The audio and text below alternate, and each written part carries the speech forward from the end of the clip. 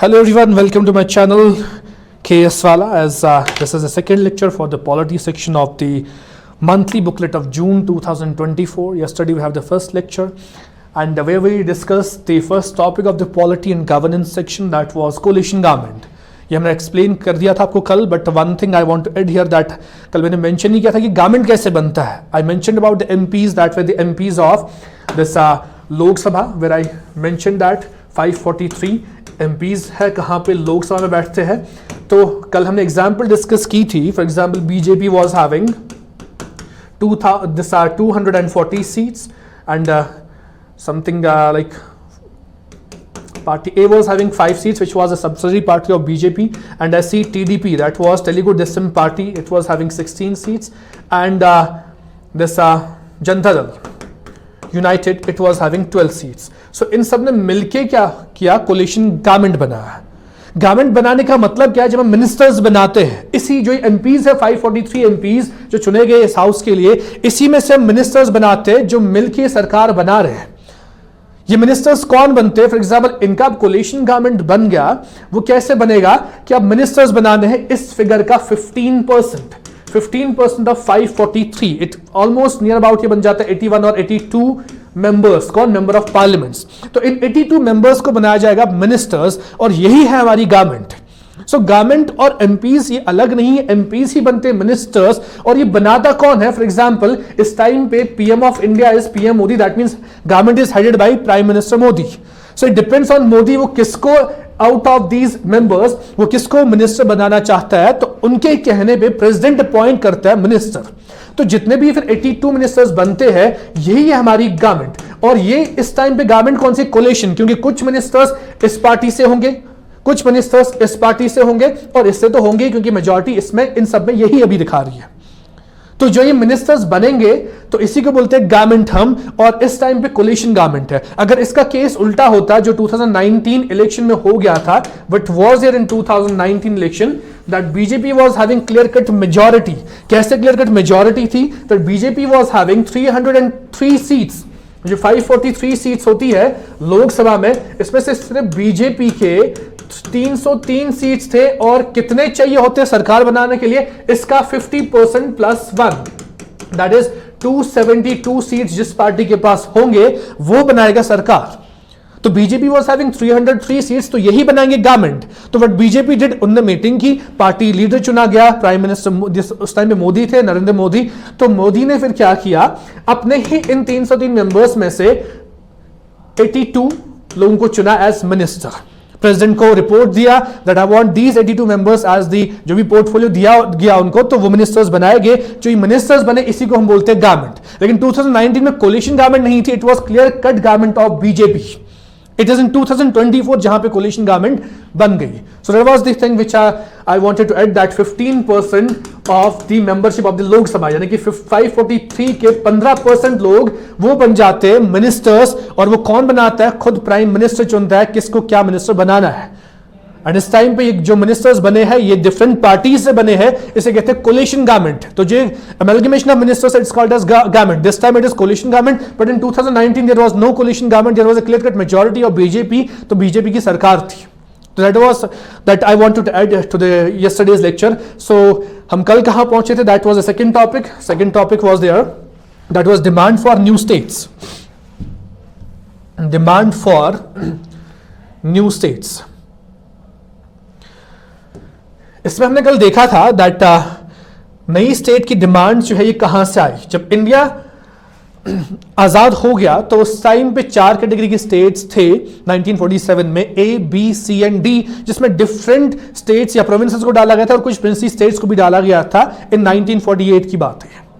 But उसके बाद जो कंसर्न था कि हमें स्टेट्स बनाने हैं अब डिफरेंट स्टेट्स, क्योंकि डिमांड भी अराइज हो गई थी उसी टाइम पे दैट साउथ इंडिया ने जो डिमांड्स की थी, we need states on the base of language.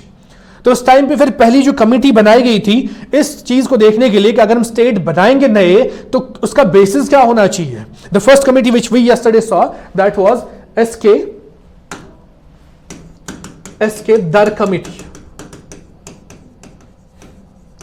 इस कमेटी ने सीधा बोला था कि लैंग्वेज बेसिस नहीं बनना चाहिए for the formation of new states. इसके बाद एक और कमेटी आई थी, दैट वाज जवाहरलाल नेहरू, वल्लभ भाई पटेल एंड पिताजी Sitaramayya, that was JVP committee. इसने भी सीधे सीधे मना किया इस चीज से कि लिंग्विस्टिक बेसिस पे स्टेट्स नहीं बनने चाहिए। इट वाज इन 1948 जब ये कमिटीज बनी थी। इसके बाद जो नेक्स्ट कमेटी बनी थी, इट वाज डायरेक्टली इन 1953। कौन सी कमेटी बनी थी? It was Fazl Ali committee. Fazl Ali committee ने क्या बोला कि 4 फैक्टर्स होने चाहिए हमारे पास जब भी हम सोचेंगे कोई नया स्टेट बनाने के लिए। We should have the 4 factors in mind while forming the new states. ये 4 फैक्टर्स कौन कौन से बोले इन्होंने? Preservation and strengthening of unity and security of country. हमें ऐसे स्टेट्स बनाने ताकि यूनिटी ऑफ कंट्री और सिक्योरिटी ऑफ कंट्री हार्म ना हो जाए, वो ब्रीच ना हो जाए, ये हमें दिमाग में रखना ही रखना है। Second is linguistic and cultural homogeneity. Homogeneity क्या होता है? जहां पे सेम लैंग्वेज होगी उस एरिया को एक अलग स्टेट बनाओ, या कल्चरल होमोजेनिटी जहां पे सेम होगी लोगों की उस एरिया को एक अलग से नया स्टेट बना सकते हैं। This was the second point which was this given by Fazl Ali commission in 1953। इसके बाद next was financial economic and administrative consideration, ताकि एडमिनिस्ट्रेटिव ईज हो जाए, फाइनेंशियल ईज हो जाए, इकोनॉमिक ईज हो जाए। इन चीजों को दिमाग में रखना है, तब जाके we can create a new state. Fourth was planning and promotion of welfare of people and nation as whole. ऐसे स्टेट्स बनाने चाहिए हमारे दिमाग में, प्रमोशन ऑफ दैट वेलफेयर होना चाहिए कंट्री में। इन 4 चीजों को हमें दिमाग में रखना है well creation of the new states. तो इन्हीं की रिकमेंडेशन को माना गया, फजल कमीशन की जो फजल कमीशन था इसकी रिकमेंडेशन को एक्सेप्ट किया गया, तब जाके हिंदुस्तान में 14 स्टेट्स और 6 यूटीज बनाए गए। This was going on after the recommendation of the Fazal Ali Commission. लेकिन the question is, who was given that authority कि वो नया स्टेट बना सकते हैं? ये पावर किसके पास था? इन्होंने तो रिकमेंड किया, बट ये पावर किसके पास था कि नया स्टेट बना सकते, या किसी स्टेट 2 स्टेट्स को जोड़ के एक नया स्टेट बना सकते, किसी एक स्टेट को तोड़ के 2 नए स्टेट्स बना सकते? ये सब पावर्स कहां दिए गए, किसको दिए गए? तो इसका जो बैकग्राउंड है वो क्या है? दैट कॉन्स्टिट्यूशन ऑफ इंडिया जब लिखा गया तो उसी में ये प्रोविजन लिखा गया कि ये पावर किसके पास होगा कि नए स्टेट्स बना सकते हैं, किसी एग्जिस्टिंग स्टेट को 2 हिस्से कर सकते हैं और नए 2 स्टेट्स बना सकते हैं, या 2 स्टेट्स को जोड़ के एक ही स्टेट बना सकते हैं। यानी कि कोई भी चेंज करना in the territory of India, ये पावर खुद हिंदुस्तान का आईन या हिंदुस्तान का कॉन्स्टिट्यूशन देता है अंडर आर्टिकल 3। आर्टिकल 3। इससे पहले लेकिन एक और आर्टिकल है, that is article 2। Article 2 of Indian constitution. Article 2 क्या हमें बताता है कि इंडिया कोई भी फॉरेन टेरिटरी को एक्सेप्ट कर सकता है और उसको अपने एरिया में जोड़ सकता है, या तो किसी एग्जिस्टिंग स्टेट का हिस्सा बना सकता है उसको, या उसको एक नया स्टेट ही बना सकता है। For example Sikkim was not part of India, तो जब सिक्किम जुड़ गया इंडिया के साथ, उसने डिमांड की थी वहीं say that I need a separate state, तो इंडिया ने एक्सेप्ट किया। वो एक फॉरेन लैंड थी, फॉरेन टेरिटरी थी, तो उसको एक नया स्टेट बनाया गया। तो उसके लिए आर्टिकल 2 है which is concerned with the foreign territory, जो हम इनकॉर्पोरेट कर रहे हैं किसमें? इंडिया में। जो बाहर वाली हम जमीन ले रहे हैं किसमें? इंडिया में, टेरिटरी ले रहे हैं इंडिया में। That is article 2 which is giving power to parliament of India. Article 2 कहता है ये सिर्फ किसका, ये कौन कर सकता है? पार्लियामेंट ऑफ इंडिया कर सकता है, किसी बाहर वाली टेरिटरी को अपना पार्ट बना सकता है। That is given the article 2। तो नेक्स्ट जो है आर्टिकल 3 क्या है? ये इंडिया के अंदर की बात कर रहा है। अभी तक क्या हम देख रहे थे? For example this was India and this was the outside territory. अगर इसको इसमें जोड़ना है, ये अंडर आर्टिकल 2 हो जाएगा। कौन कर सकता है? पार्लियामेंट ऑफ इंडिया कर सकता है। लेकिन आर्टिकल 3 कंसर्न्ड है inside the territory of India. We are not now concerned with the outside territory. What will happen to the inside territory? तो इंडिया के कितने भी हिस्से अंदर से आपको करने हैं, ये सब पावर मिला है किसको? पार्लियामेंट ऑफ इंडिया को once again, which is given by article 3। तो वही है हमारा formation of new state. Article 3 जो है ये यही कहता है कि parliament of India is empowered that they can change alter, किसी भी स्टेट का जो ये टेरिटरी है, बाउंड्री है, उसको चेंज कर सकते हैं, किसी भी स्टेट का नाम भी बदल सकते हैं वो। ये सब पावर जो है ये पार्लियामेंट ऑफ इंडिया के पास है। इसी आर्टिकल के अंदर जो JNK के साथ हो गया था, it was divided into 2 union territories, that was all done under article 3। तो दैट इज आर्टिकल 3। अब आर्टिकल 3 के अंदर अगर कोई भी ऐसी बिल आती है, क्योंकि आर्टिकल 3 इसी से कंसर्न्ड है कि अंदर कैसे हम चेंज करते हैं किसी भी बाउंड्री को, या फॉर्मेशन ऑफ न्यू स्टेट्स करते हैं, या 2 एग्जिस्टिंग स्टेट्स को जोड़ के एक नया स्टेट बनाते हैं, ये सब जो होता है इसके लिए अगर बिल आती है कहां पे? हाउस में। बिल का मतलब क्या है कि जब भी कुछ चीज होती है गवर्नेंस या पॉलिसी मेकिंग में, या कोई भी आपको चेंज लानी होती है इंडिया में, तो वो कुछ ऑरली नहीं होता है, it has to be introduced by bill. करते कौन है? जो हमने चुने हैं लोग हाउस के लिए, लोकसभा के लिए, राज्यसभा के लिए, जो हमने ही यहां पे लोग चुने हुए हैं, तो वही सब ये चीजें करते हैं, वही पार्लियामेंट ऑफ इंडिया है। लेकिन जब भी कोई ऐसी बिल आती है, बिल क्या एक रिटन फॉर्म उस चीज का, फॉर एग्जांपल जेएंडके को बाइफरकेट करना था दो यूटीज में, इसके लिए एक रिटन फॉर्म में एक डॉक्यूमेंट आया हाउस में। जब भी आर्टिकल 3 के लिए कोई बिल आती है हाउस में, पहली बात वो किसी भी हाउस में जा सकता है, इंट्रोड्यूस किया जा सकता है, चाहे वो लोकसभा हो या राज्यसभा हो। तो जब वहां पे इंट्रोड्यूस हो गई, लेकिन इंट्रोड्यूस करने से पहले एक और स्टेप है उसमें, दैट ये बिल ली जाएगी प्रेसिडेंट के पास, उसके रिकमेंड या उसकी रिकमेंडेशन के लिए, या उसके दैट अगर वो इजाजत देगा कि इसको इंट्रोड्यूस कर सकते हैं या नहीं। तो प्रेसिडेंट के पास जो ही ऐसी बिल जाएगी जो आर्टिकल 3 के अंडर आती है, जहां पे हमें चेंज करना होता है किसी भी बाउंड्री, स्टेट बाउंड्री को, या स्टेट नया फॉर्मेशन ऑफ न्यू स्टेट करना होता है इनसाइड इंडिया, तो वो प्रेसिडेंट बिल भेजता है पहले उस कंसर्न स्टेट के लेजिस्लेचर को। For example, if J and K would have been a state और जेएंडके के 2 हिस्से करने थे, तो पहले ऐसी बिल जो सेंटर में आएगी वो पहले भेजनी थी जेएंडके के स्टेट लेजिस्लेचर के पास, उनके दैट इंफॉर्मेशन के लिए। तो प्रेसिडेंट ये बिल भेजता है कहां? भेजता है J and K state legislature. As an example I am taking J and K, तो ये पढ़ के वापस भेजते हैं। क्या जेएंडके के कमेंट्स कोई फर्क उससे आता है? अगर मान लो कि जेएंडके बोलता है प्रेसिडेंट से कि नहीं, we are not allowing to bifurcate our state, क्या उससे कोई फर्क पड़ेगा? कोई फर्क नहीं पड़ेगा। It was just for information of that state. President is not binded by, you can say bound by the comments of the state legislature. तो प्रेसिडेंट ने बस इन्फॉर्म किया स्टेट को that we are going to do such thing with your state, we are going to bifurcate your state. तो तब जाके president फिर recommend करता है किसको? वापस हाउस में इस बिल को इंट्रोड्यूस करने की रिकमेंडेशन देता है, तब जाके हाउस में इंट्रोड्यूस हो जाती है ऐसी बिल। डायरेक्टली इंट्रोड्यूस नहीं होती है, पहले प्रेसिडेंट के पास उसकी रिकमेंडेशन के लिए प्रेसिडेंट भेजता है स्टेट लेजिस्लेचर के पास, बस उनको इन्फॉर्म करने के लिए कि हम ऐसा कुछ करने वाले हैं। वो वापस प्रेसिडेंट को भेजते हैं और प्रेसिडेंट फिर इसको इंट्रोड्यूस करवाता है कहां? हाउस में। तब जाके ये हाउस में इंट्रोड्यूस होती है, या किसी भी हाउस में इंट्रोड्यूस होती है, चाहे वो लोकसभा हो चाहे वो राज्यसभा हो, दोनों में से किसी भी हाउस में इंट्रोड्यूस हो सकती है। उस हाउस में उसको पास करना होता है जहां पे वोटिंग होती है। अगर वहां पे सिंपल मेजॉरिटी मिली, that means more than 50% of votes अगर इस बिल को मिले वहां पे, तो ये पास हो जाती है उस हाउस में। फिर ये ट्रांसमिट हो जाती है नेक्स्ट हाउस में। नेक्स्ट हाउस कौन हो सकता है? लोकसभा और Rajya Sabha. For example, if I will discuss the J&K का जो यहां पे था दिस बिल, जहां पे जेएंडके को बाइफरकेट करने की बात की थी, तो वो बिल के साथ क्या हुआ था? पहले इंट्रोड्यूस हो गई थी वो राज्यसभा में, that was introduced in Rajya Sabha. Rajya Sabha ने पास की, फिर भेजी गई लोकसभा, लोकसभा भी पास करेगी, फिर से जाएगी प्रेसिडेंट के पास। प्रेसिडेंट इस पे अपना सिग्नेचर एसेंट देगा, तब जाके इस बिल का बनता है एक्ट, यानी कि अब ये हो जाएगा इंप्लीमेंट।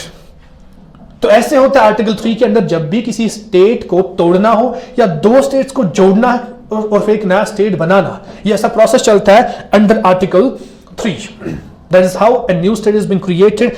तो इसी तरीके से जब अब फजल अली कमीशन ने भी बोला कि 4 चीजें दिमाग में रखनी है, अब देखो पावर किसके पास था? पार्लियामेंट के पास ये करने का। फजल अली कमीशन ने बोला कि 4 चीज दिमाग में रखोगे आप व्हाइल डूइंग सच थिंग्स। तो उसी बेसिस पे क्या हो गया? फिर 14 स्टेट्स और 6 यूटीज बनाई गई इन 1956। ये पार्लियामेंट उस टाइम पे किया, रिकमेंडेशन जो इंप्लीमेंट की थी, दैट जो फजल अली कमीशन ने रिकमेंडेशन दी थी, तो 7th कॉन्स्टिट्यूशन अमेंडमेंट एक्ट आया था 1956 में। तो उस टाइम पे कितनी states? There were 14 states were being created and 6 union territories were created. तो तब से आगे फिर काफी सारे स्टेट्स ने डिमांड किया, काफी सारे लोगों ने डिमांड की क्रिएशन ऑफ न्यू स्टेट, हमें आप अलग से स्टेट चाहिए। इफ आई विल से 1953 में कैसे शुरू हो गया, 1956 से पहले ही कैसे शुरू हो गया था, 1953 में ही उस टाइम पे एक आंध्र स्टेट बनाया गया था। 1953 पहली बार अगर किसी को ये कैन से दैट एक नया स्टेट क्रिएट किया गया, that was the Andhra state.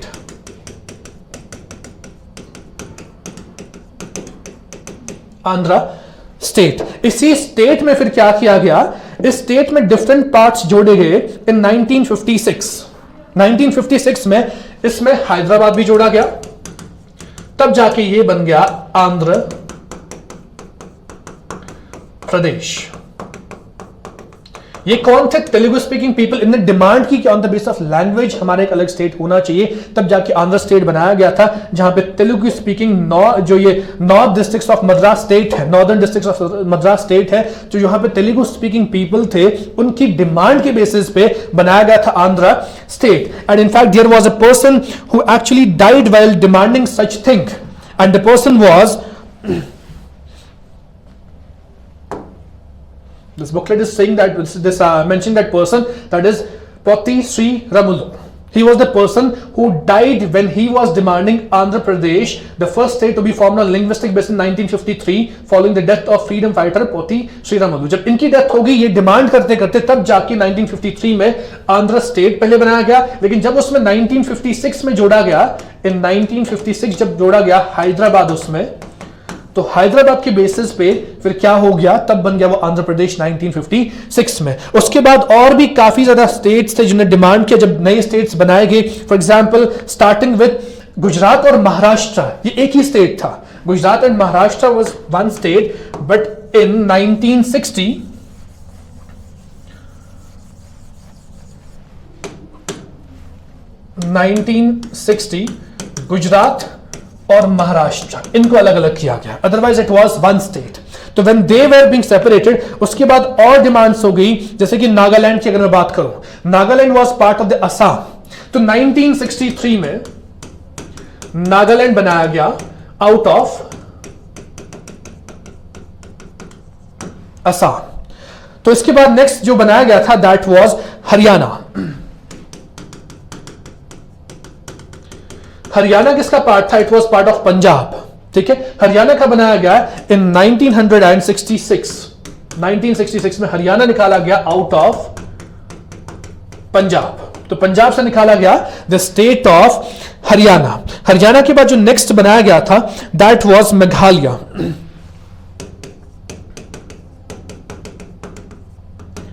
Meghalaya किसका पार्ट था? असम का। इसको निकाला गया असम से बाहर और ये सेपरेट स्टेट बन गया 1972 में आउट ऑफ असम। ऐसी मेघालय के बाद अगर हम देखेंगे दैट वाज छत्तीसगढ़। छत्तीसगढ़ ये कब निकाला गया? इन ईयर 2000 में इसको निकाला गया छत्तीसगढ़ को। किससे? मध्य प्रदेश से बाहर निकाला गया, तो इसको अलग स्टेट बनाया गया। तो अभी उसी आर्टिकल 3 के अंदर सब कुछ हो रहा था जो मैं आपको समझा चुका हूं कि आर्टिकल 3 के अंदर एक नया स्टेट कैसे बना सकता है कौन? Parliament of India. तो हमें बताया था मैं आपको, parliament of India has the power, वो political map of India redraw कर सकते हैं। They can destroy any state, they can bifurcate any state. तभी जाके ये सब हो रहा था। छत्तीसगढ़ को एमपी से बाहर निकाला गया 2000 में। इसके बाद next was Jharkhand. Jharkhand state जो आप देख रहे हो आजकल, ये भी इसी सेम ईयर में 2000 में निकाला गया। ये किसे निकाला गया? From the state of Bihar. तो बन गया नेक्स्ट झारखंड स्टेट। ऐसी झारखंड के बाद there was one more state which was being you can say formed out of this UP. That was first, it was named as Uttaranchal. इसको वेस्टर्न यूपी बोलते थे। ये भी इसी सेम 2000 में हो गया, 2000 इन द ईयर 2000 उत्तरांचल निकाला गया आउट ऑफ उत्तर प्रदेश। लेकिन 2007 में फिर इसी उत्तरांचल का नाम चेंज हो गया, उत्तरांचल से बन गया Uttarakhand. Uttarakhand, so it change from Uttaranchal to Uttarakhand in 2007। लेकिन इसको यूपी से बाहर निकाला गया 2000 में, in the year 2000, and it was first known as western UP, that was Uttaranchal, but it was bifurcated out of the state of UP in the year 2000। इसके बाद जो नेक्स्ट स्टेट निकाला गया था दैट वाज तेलंगाना।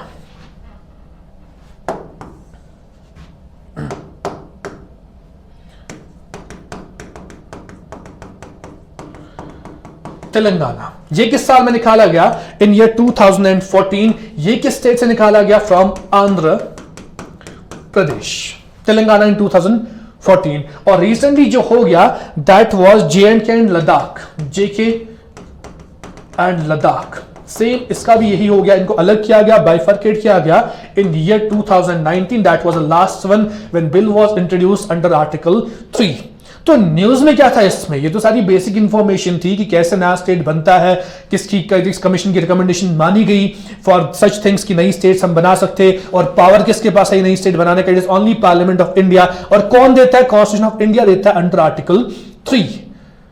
लेकिन what was the news for we people that 2014 जब तेलंगाना बनाया गया, 2024 में इसको 10 साल हो गए। That is the news. Is it easy और tough? It is very much easy, basic knowledge है। न्यूज बस हमारे लिए इसमें यह है कि इसको 2024 में 10 साल कंप्लीट हो गए जब तेलंगाना स्टेट बनाया गया out of Andhra Pradesh. That was the news for we people. तो अब हम ये देखेंगे कि नया स्टेट बनाना, इसमें क्या हमारे लिए पॉजिटिव हो सकता है और क्या हमारे लिए नेगेटिव हो सकता है। What can be the positive and negative in this. अगर नए स्टेट बनाने की बात की जाए, which this booklet is also showing us,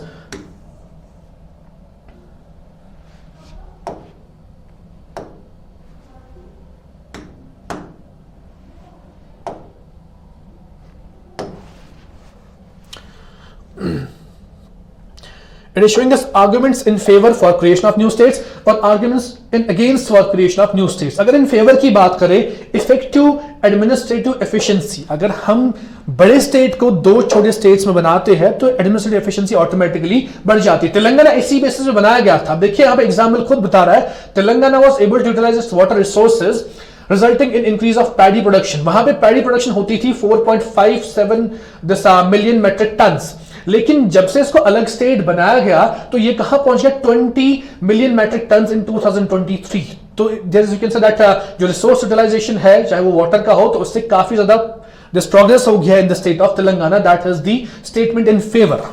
next is the innovation.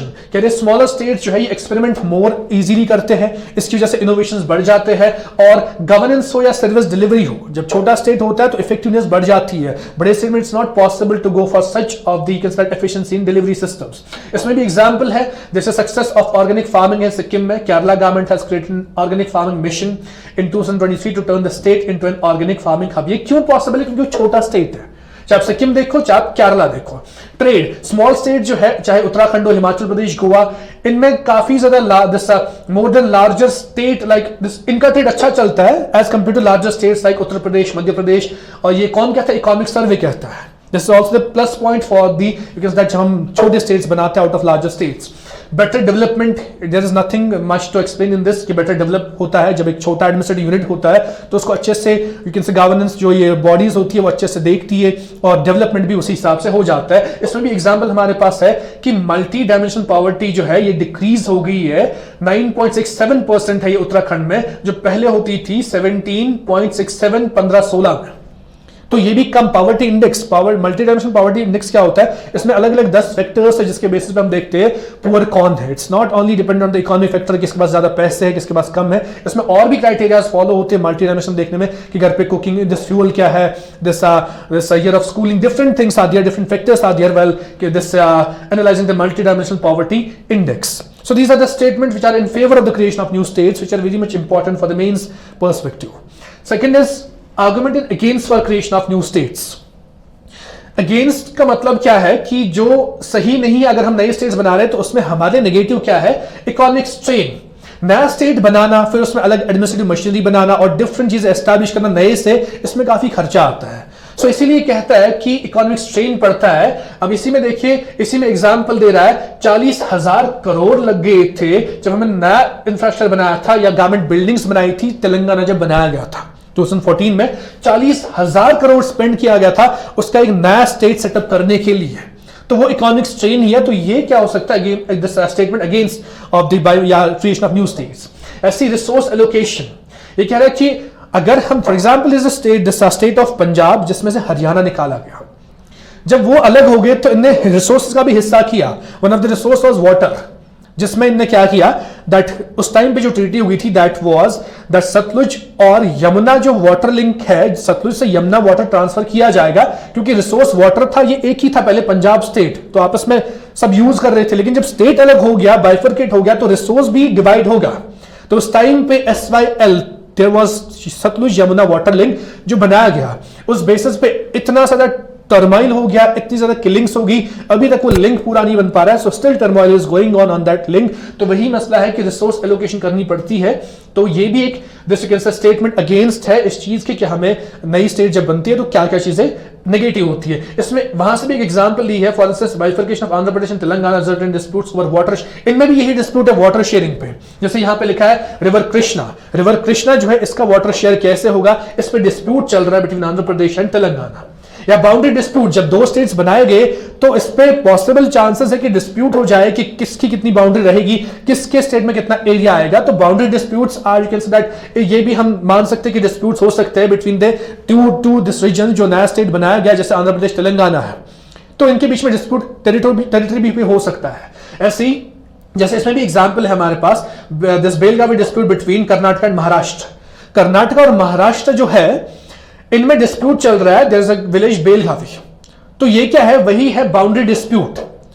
तो ये अराइज हो जाते हैं with the formation of new states, या लास्ट में बता रहा है Pandora box that's creation of new states can further. अच्छा हाँ, इससे क्या हो सकता है, मान लो आज एक स्टेट को मिला अलग से, कल को और किसी स्टेट से कुछ एक पर्टिकुलर सेक्शन उठ सकता है कि हमें एक अलग स्टेट दे दो, तो ये इफेक्ट क्रिएट करता है जो रिफ्लेक्ट हो जाता है फिर बाकी जगहों पे। That is termed as Pandora box effect, that creation of new state जो ये फर्दर कर सकता है लीड किसको, demand for the creation of more new states, जो लोग डिमांड कर सकते हैं। That was all about this topic, creation of new states. We saw the basics that power कौन देता है, आर्टिकल 3 देता है, कौन कर सकता है, पार्लियामेंट ऑफ इंडिया कर सकता है। We saw the procedure, कैसे बिल इंट्रोड्यूस होती है, किस हाउस में हो सकती है, दोनों में हो सकती है, एक में हो सकती है, वो भी हम क्लियर कर चुके हैं कि किसी भी हाउस में इंट्रोड्यूस हो सकती है, कैसे पास होती है, सिंपल मेजोरिटी से, जिससे हमने ये प्रूव किया था कि parliament of India unanimously political map of India को रीड्रॉ कर सकता है। तो all power lies with the parliament of India.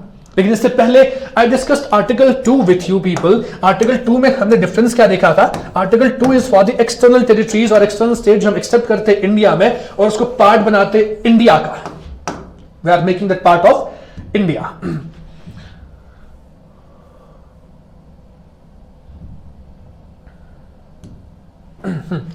Article 2 की बात हम कर रहे थे, जिसमें हमने देखा था अगर इंडिया है, अगर कोई बाहर टेरिटरी हम उसको एडमिट करते हैं इंडिया में, आर्टिकल अंडर आर्टिकल 2 के अंदर कौन कर सकता है, पार्लियामेंट ऑफ इंडिया। लेकिन क्या इसका मतलब यह है कि इंडिया अपना पार्ट किसी और स्टेट को दे सकता है, क्या इसका मतलब यह है?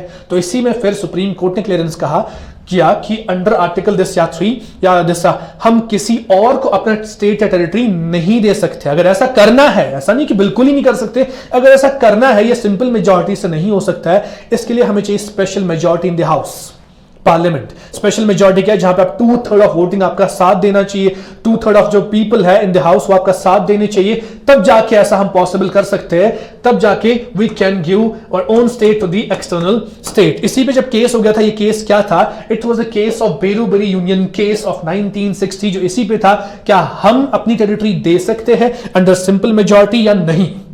ये केस था कि एक्चुअली बेरीबरी यूनियन का इन दी जब ईस्ट पाकिस्तान बन गया था, जब Pakistan west Pakistan east Pakistan that is today's Bangladesh, 1958 में उनके साथ एग्रीमेंट चल रहा था, जो लैंड डिस्प्यूट था बीच में इंडिया एंड पाकिस्तान। तो इंडिया ने तब ये कहा था कि हम कुछ टेरिटरी अपनी ट्रांसफर करेंगे towards Pakistan to settle that dispute.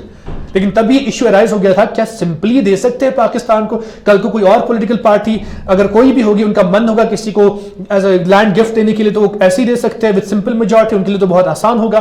तो इसीलिए इस चीज को टफ बनाया गया कि इसको बोला गया कि दैट हम अपने इंडिया का एरिया डिमिनिश नहीं कर सकते अंडर आर्टिकल 3 या अंडर आर्टिकल 2 भी जैसे हम एक्सेप्ट कर रहे हैं, हम उसी सिंपल तरीके से किसी को दे नहीं सकते अपनी टेरिटरी। अगर ऐसा करना है तो we need the special majority. उसके लिए हमें क्या चाहिए, कॉन्स्टिट्यूशनल अमेंडमेंट एक्ट चाहिए। हमें हिंदुस्तान के आयन में फिर चेंज करना पड़ेगा, तब जाके हमें वो टेरिटरी देनी है, क्योंकि टेरिटरी हमारा टेरिटरी एक्सटेंड आर्टिकल 1 में लिखा है, शेड्यूल 1 में हमने लिखा है कि टेरिटरी कितनी है हमारी। तो उन सब जगहों पे चेंज आते हैं, चाहे वो आर्टिकल 1 ऑफ इंडियन कॉन्स्टिट्यूशन हो, चाहे वो हमारा शेड्यूल 1 हो, तो यहां पे चेंज इंट्रोड्यूस होती है, तो that is constitutional amendment. So whenever India has to give its territory to the external state और foreign country, it needs the special majority, और we can say constitutional amendment act under article 368, क्योंकि article 368 ही हमें बताता है constitutional के बारे में। So that was all about this topic for we people. News was that Telangana को 10 साल कंप्लीट हो गए हैं जब वो बनाया गया out of Andhra Pradesh in 2014। Thank you for today. For that, we complete the second topic, that was the creation of new state. In next lecture, I will bring the other topic of this booklet, that will be the internal emergency.